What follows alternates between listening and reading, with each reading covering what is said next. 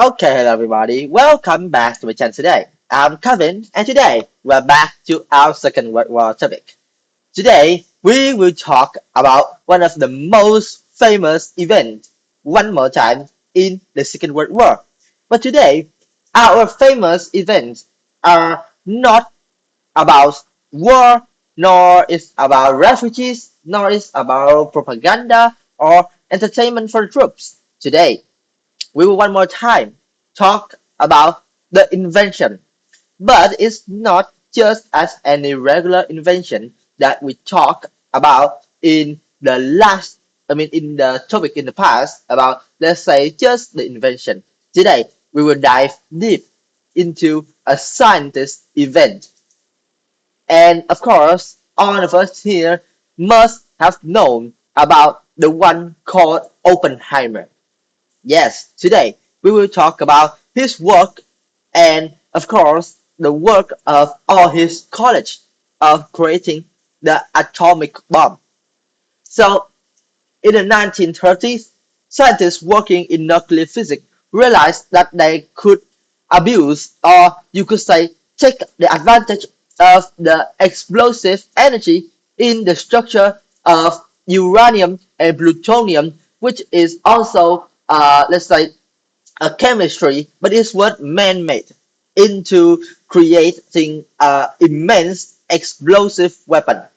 Over the next decade or so, the Allies and the Axis scientists carried out research to take the advantage on this knowledge about the explosive power of these two chemistry and try to create the world's first atomic bomb. But they all knew for certain that whoever got their hand on this new weapon will be able to win the whole world. Fearing that Germany or even Japan might win the race to build a working atomic bomb, Allied scientists tried to persuade the government to, let's say, develop on their own. But the science behind it was so bizarre, which is imaginable, or is, let's say, is a little bit unrealistic for people back then, and they don't believe that those chemistry have that much of power. And of course, because of that, they were not taken seriously. There are, for example, 200 million volts of electricity in a single atom of uranium. That sounds crazy to those who don't really know what is uranium and don't really get into the structure. And the world's greatest living scientist, Albert Einstein, once tried to persuade the American president Roosevelt tried to interest him in the project. But what he get is just a cool response. What would American want with such a weapon? But of course, as the war with the Japan and Germany changed into, let's say, a fearful, yeah, a fearful problem, it changed the president's mind. So after that, funding was made available, and a brilliant American physicist named Robert Oppenheimer formed an international research team to develop a working atomic bomb.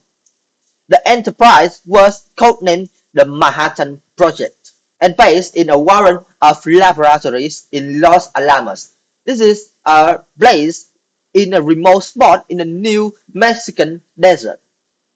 In an amazing twist of Allied good fortune, many of the world's top atomic scientists were political or Jewish refugees from Germany and Italy.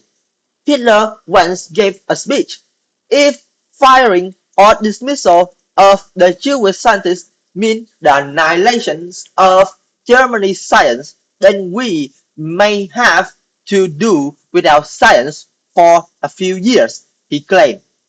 And without the Jewish scientists and political, those who know about the power of this explosive chemistry, or the Americans' vast resource, the Axis has no chance to win against the race of building a bomb, and they can't even try to do it.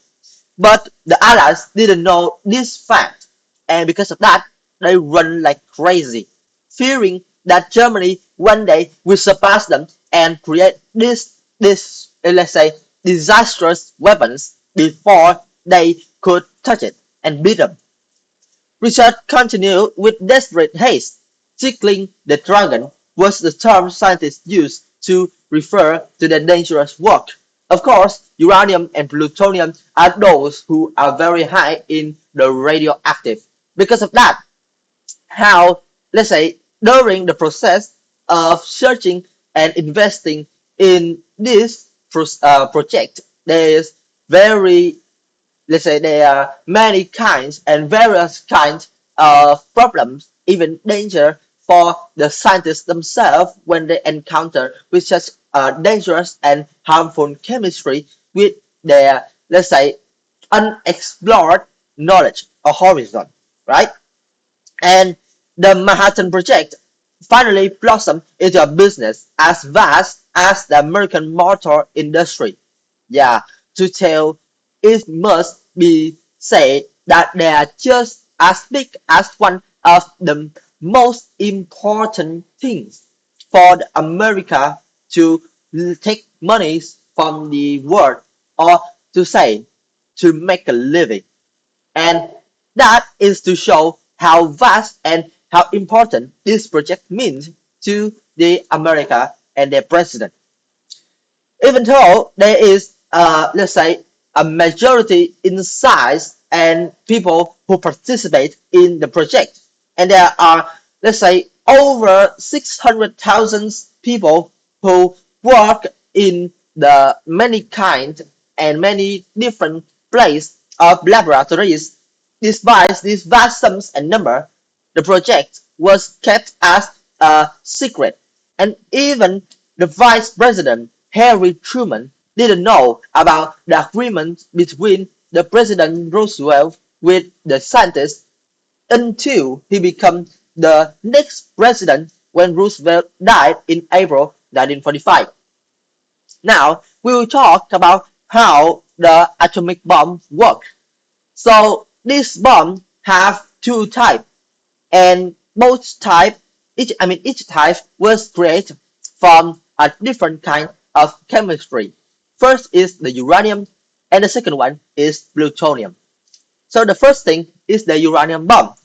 This is, let's say, it has the structure in the core of it is a uranium projectile shaped like a staff, and when it falls down, the uranium at the, let's say, at the head of the bomb will be fired with the impact of the conflict or of the touch between the bomb and the ground. It creates fire, just like how you click on the just like how you let your hand out on the grenade and start the trigger to create fire inside the grenade, and you just wait until it explodes. And it works just similarly to that, but it's slightly different about how that the uranium inside the bomb's head being fired back into the bomb's tails or the bomb's lower part, and inside of that lower part it is another, let's say, another bunch of uranium. And when these two parts of the bombs create connect with each other through the impact of the fire, when the trigger fire the first part of the uranium into the second part, they will connect with each other and they will eventually burn. And when they burn, they create a massive explosion. And now we will come to the plutonium bombs. And of course, they just work similarly like that. But instead, plutonium is not similar with uranium. They work the same way, but the way they were made were different. Plutonium bombs is, let's say, it is a man-made chemistry. All right, it was made by human. It's not from nature, and therefore people cannot be sure about the efficiency of this bomb. But at the end of the war, we know that the plutonium bombs are better than the uranium bombs since they create a bigger explosion. But of course, this is just having the bomb just having the same structure as the uranium bombs since they have a ring of uranium projectiles instead of laying as a stick or as a staff shape. They was created into a ring shape, and they were put into the bomb's head. And when the bombs connect or it touch the ground, they will be fired into every corner of the bombs. And it was, let's say, yeah, it's just simply like how some things being explode and spread in every different way. Yeah, like that. Like you putting water into a balloon and then you make it explode by uh let's say pushing more air or more water into the balloons until it cannot hold it back anymore and it's explode all over the place. And that is just how the plutonium rings of trigger work. And of course, after it's triggered, the things that fly out from the trigger or from the explosion, the small explosion, which is the first part of the plutonium, will eventually connect, and they will, yeah, touch the other part, the second part of plutonium stayed in the rest part of the bomb, and then they will producing a similarly vast explosion. Now we will talk, let's say, some information about these two kinds of bombs after we know about their structure. So as explosive weapons, uranium and plutonium are very powerful. An amount of either, which means equal the size of just a big orange like this, could, let's say, could be considered with 220,000 tons of TNTs, the explosive amount most commonly used in the Second World War shells and bombs in submarines. The bombs developed by the Manhattan Project, as I said, spread into two kinds, the uranium and the plutonium. By summer of 1945, the Manhattan Project scientists had produced two different atomic bombs, one using the uranium and the other, as I said, the man-made material plutonium. The difference is the uranium they were sure should work, but they don't know if it will be certain for the plutonium bombs to work just as well. And to test this, a tall tower was constructed at Alamogordo in the New Mexico desert, and the bomb was placed on the top. It was successfully detonated on July 16, 1945, and it sent a plume of radioactive smoke and sands above the sky by 12,000 meters. And by this stage of the war, Japanese were yeah, the only Axis powers left fighting. And because the US politicians were afraid that invading Japan would involve another vast casualties for the American life, the atomic bomb now offered the opportunity to end the war with one final and dramatic flourish. And of course, this is just what they said. Maybe deep in their minds, they want to test the power of this new investigation or invention, and they want to know if they can threat the other countries with this. We will never know because that's what's on their mind.